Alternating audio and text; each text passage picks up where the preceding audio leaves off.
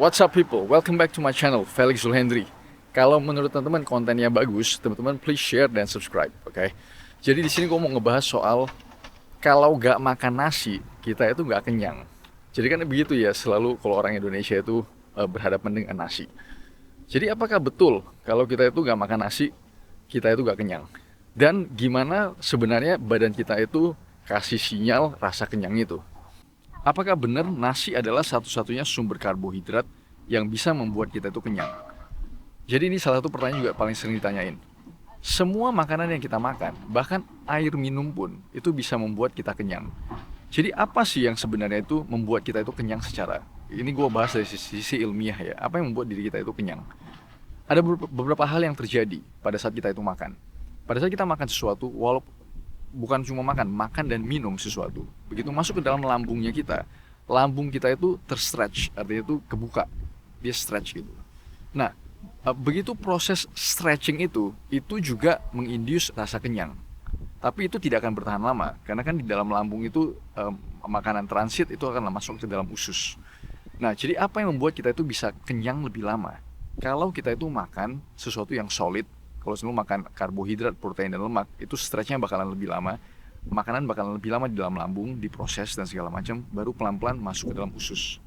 Nah, selain dari stretchingnya lambung kita, ada beberapa hormon juga yang bermain untuk membuat kita itu kenyang. Ada 5 jenis hormon yang penting untuk membuat kita itu kenyang. Nomor satu, kalau lu makan karbohidrat, lu insulin. Nah, begitu insulin itu naik, itu ada hormon namanya ghrelin, itu yang membuat kita itu lapar, itu turun hormonnya. Dan leptin yang membuat kita itu kenyang, itu naik. Nah, permasalahannya pada saat lu makan karbohidrat, insulin ya, begitu insulin itu naik dan ghrelin turun dan leptin naik, itu rasa kenyangnya tidak akan bertahan lama. Karena begitu insulin itu turun, karena gula darah teman-teman naik, begitu gula darah turun, teman-teman akan lapar lagi. Jadi makanya kalau teman-teman itu makan kayak roti, nasi, kentang, ubi dan segala macam, itu akan sangat-sangat cepat sekali lu kenyang. Akan lebih cepat lu lapar. Lu makan roti 1-2 jam, lu udah lapar lagi. Lu makan nasi 1-2 jam, lu udah lapar lagi. Jadi gimana caranya kita bisa membuat diri kita itu kenyang lebih lama? Kita itu harus menginduce, kita itu harus mengaktifasi ada 2 jenis hormon lagi yang bikin lu kenyang lebih lama. Yang nomor satu adalah peptide YY, yang kedua adalah cholecystokinin. Jadi peptide YY dan cholecystokinin ini dua akan keluar pada saat kita itu makan protein dan lemak. Itu ya ada itu betul-betul keluar, hormon itu keluar dan kasih tahu otaknya kita, oh ini kita bakalan kenyang ini. Karena ada protein dan lemak. Itulah 2 nutrisi yang betul-betul esensial buat kita. Nah, ini gue mau share satu studi. Ini studinya di anak-anak. Jadi mereka itu ngelihat kalau anak-anak itu yang dikasih sarapan telur yang proteinnya tinggi dan ada sedikit lemak, versus sarapan yang karbohidratnya itu tinggi. Apa yang terjadi?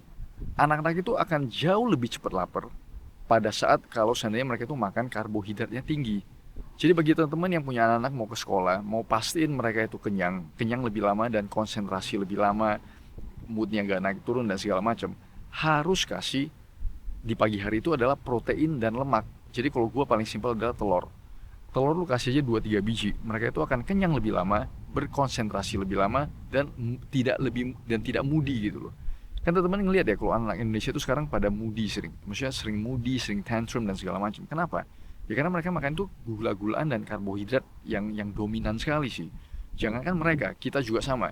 Kalau coba teman-teman coba aja tes.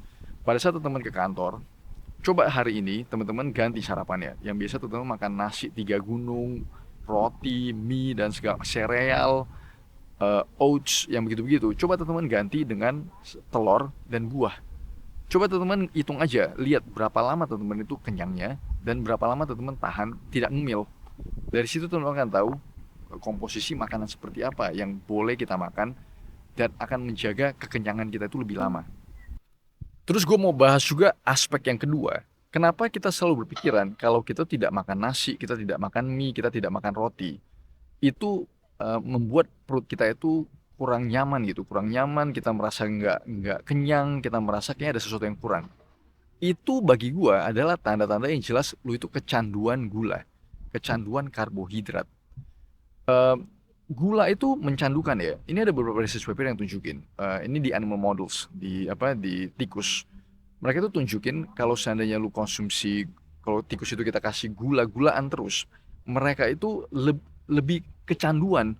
Bahkan kecanduannya itu jauh lebih mengerikan dibanding pada saat dia itu dikasih narkoboy gitu loh.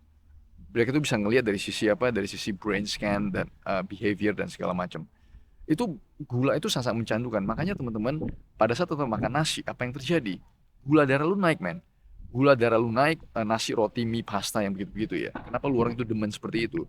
Karena pada saat lu konsumsi gula darah lu naik, begitu gula darah lu naik, dopamin lu itu keluar juga, men. Jadi gula darah yang naik dengan dopamin itu seiringan. Jadi lu itu merasa happy, lu merasa seneng, lu merasa happy. Jadi makanya teman-teman ngerasa kalau tanpa nasi, tanpa roti, tanpa mie, tanpa pasta, lu itu kayaknya ada sesuatu yang kurang. Itu tanda-tanda kecanduan ya. Dan kecanduan makanan, terutama kecanduan gula, itu bukan mitos lagi. Itu jelas sekali dari sisi research dan dari sisi research papers dan studi-studi yang baik di manusia, di hewan itu kelihatan sekali mekanismenya bahwa kecanduan gula, kecanduan karbohidrat itu adalah sesuatu yang real. Semoga bermanfaat.